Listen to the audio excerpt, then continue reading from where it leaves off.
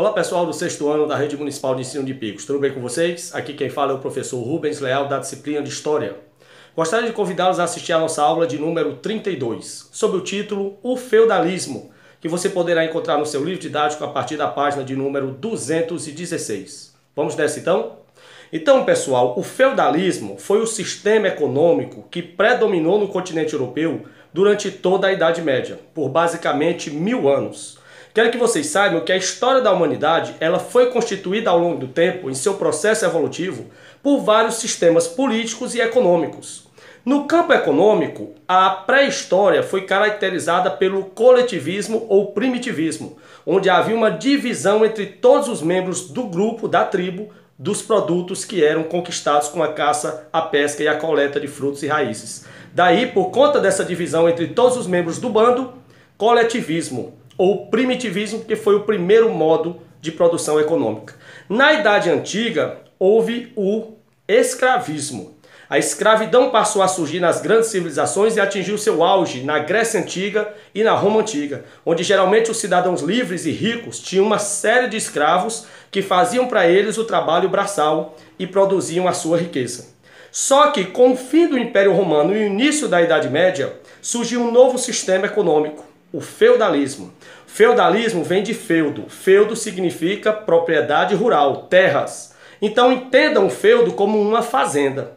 Durante 1000 anos, entre o século V e o século XV, a Europa vivenciou por toda a Idade Média esse regime econômico. O feudalismo, onde a riqueza das pessoas passou a ser baseada na propriedade de terras. Quanto maiores as fazendas, os feudos, mais rico era o senhor feudal. Quero que vocês saibam que o feudalismo tinha algumas características, dentre as quais vale a pena ressaltar a vida rural e autossuficiente, ou seja, durante o feudalismo, basicamente toda a economia baseava-se na prática agrícola e na pecuária. E autossuficiente porque não havia uma necessidade de produzir para comercializar. A produção era apenas para subsistência, só para consumo dos integrantes do feudo.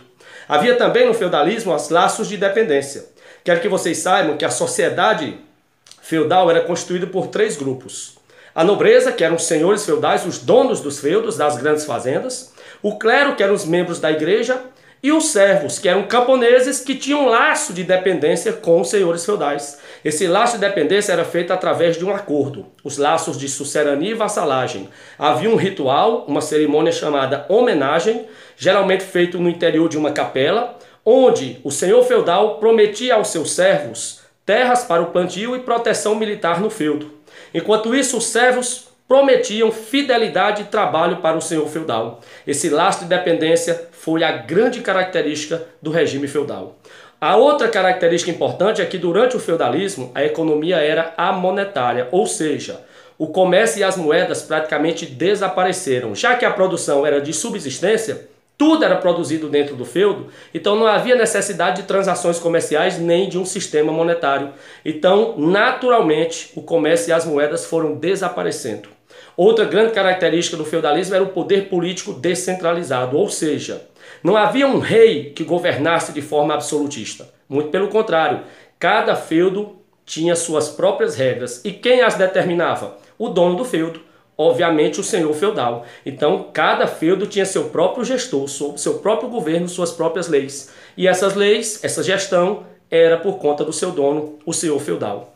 Outra característica importante do feudalismo era a família patriarcal, ou seja, havia uma organização social onde o senhor feudal, o pai, ele ditava todas as regras, desde, por exemplo, o que o filho seria até o casamento das filhas. Então, a profissão que o filho seguiria, geralmente era o pai que determinava. E os casamentos para as filhas também era o pai que arranjava. O pai era quem centralizava todas as decisões da família.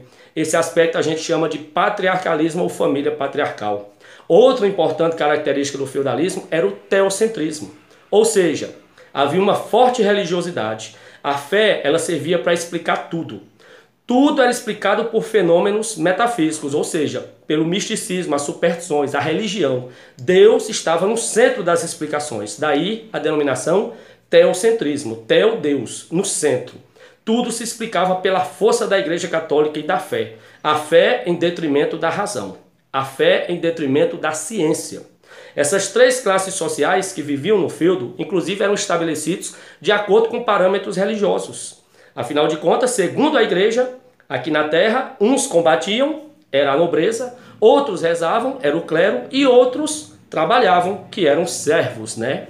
Lembrando também que o feudo ele era dividido em três tipos de áreas. Havia o manso senhorial, que eram as terras mais férteis, geralmente onde toda a produção era destinada ao senhor feudal.